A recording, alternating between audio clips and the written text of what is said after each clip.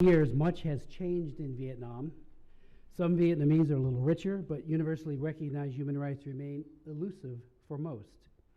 The Vietnamese Communist Party has opened up a bit to the outside world, but remains closed to the idea of democracy and the rule of law.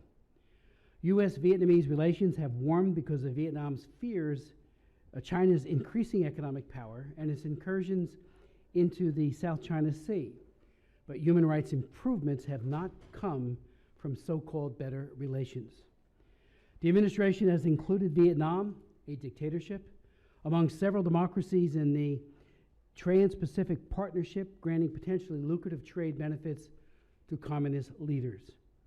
Shockingly, during his recent trip, President Obama gave up the U.S. arms embargo. In other words, the U.S. is poised to provide lethal weapons to a brutal dictatorship that jails and tortures dissidents. Where are the background checks, Mr. President, of those soldiers and secret police who will have access to sophisticated weapons? Who will monitor the use or abuse of these lethal weapons? What is triggered if U.S. supplied weapons are used to commit atrocities? The reality is that the administration chose to reward one of Asia's most repressive regimes with the region's worst human rights record without getting any tangible progress on freedoms and liberties. We did hear the administration touting the bilateral labor consistency plan it signed as part of the TPP, but as submitted testimony by Jackie Bong Wright states, as of today, independent labor unions remain prohibited. Labor activists are in jail, and labor organizers are severely beaten. That the Vietnamese also detained and prevented civil society activists from meeting President Obama during his visit was not just an insult to the president, it is a bare-fisted demonstration of Vietnam's repressive government. His visit was an epic failure of diplomacy. The president has said repeatedly that he wants to rise above history and heal wounds with America's old adversaries. But that is not done by signing bad deals with dictators, giving them lethal weapons, and getting nothing in return. This is short-sighted, misguided, and driven by an ideological agenda more than a clear assessment of long-term U.S. interests. The end result of the president's visit is that the American people now get to subsidize the lifestyles of Communist Party leaders and underwrite their repression of religious communities and rights advocates. Vietnamese Americans have asked this Congress and the last three administrations to prioritize human rights concerns with Hanoi, but a small group of Vietnam, quote, experts in Washington veto these plans, holding on to the mistaken belief that trade, investment, and engagement will bring about political reform. Trade, investment, and engagement failed to change Vietnam in 2001, when the bilateral trade agreement failed to bring reforms in 2007, when Vietnam joined the WTO, and it will fail now. Just look at China for what will happen when authoritarian governments get rich.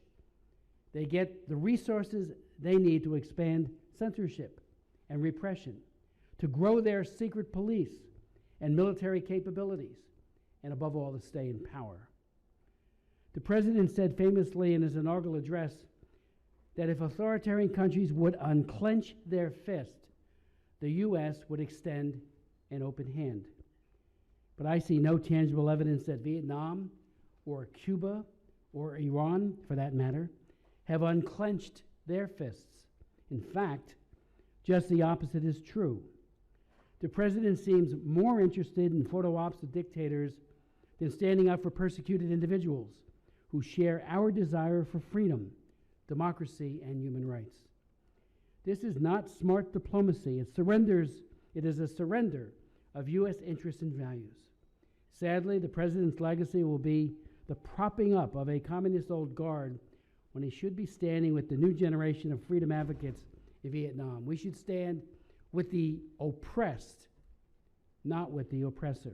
We must stand in solidarity with them.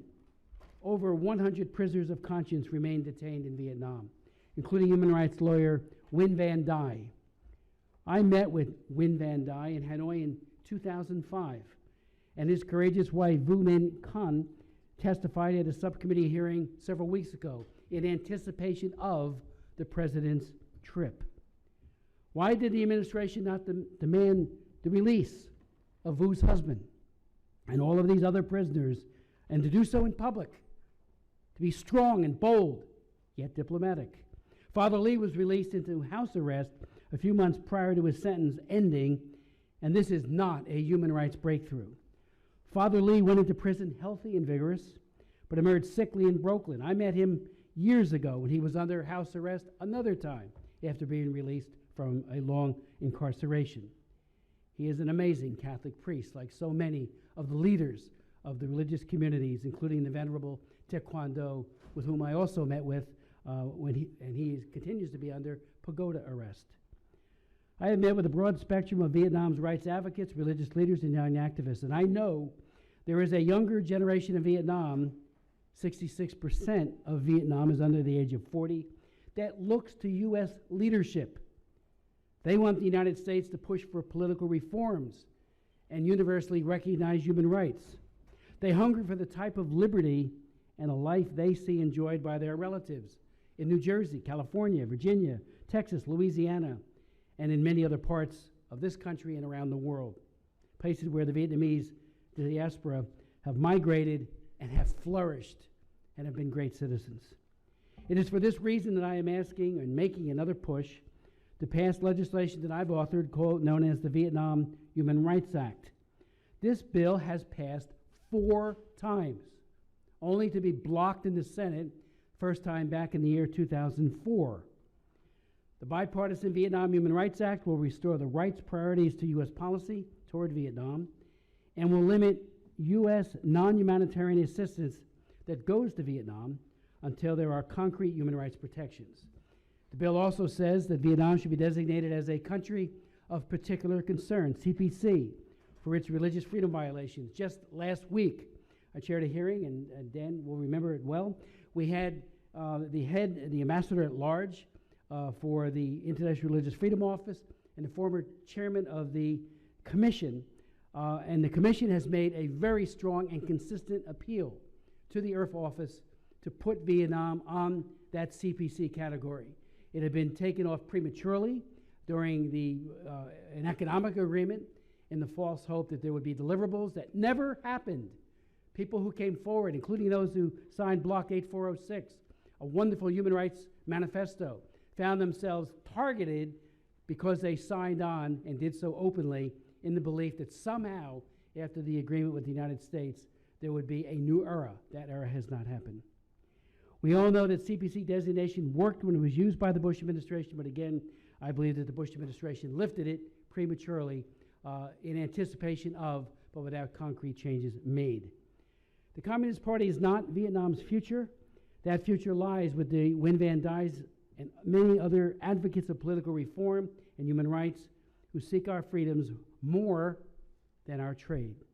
U.S. policy must send the unmistakable message to the government of Vietnam that human rights improvements are important to better relations, critically linked to our mutual economic and security interests, and will not be ignored, nor will they be bargained away. The president failed to send this message. It is up to the Congress and the next administration, although there is some months remaining in this one, to restore the right priorities to the U.S.-Vietnam relations. I'd like to now yield to my friend, Mr.